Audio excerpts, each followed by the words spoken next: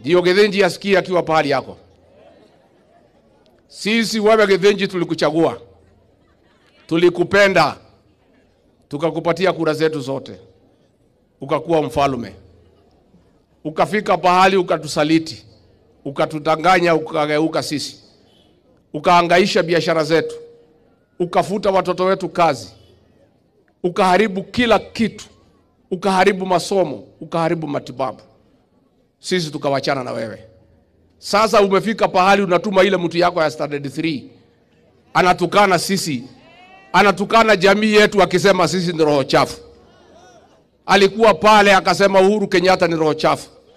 Akasema Rigathi Gachagua ni roho chafu. Akasema Martha Karua ni roho chafu. Akasema Justin Muturi ni roho chafu.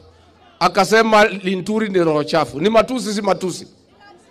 Ni madharau si madharau? Wewe Githinji ujue sisi sio roho chafu, wewe ndio umechafua roho zetu.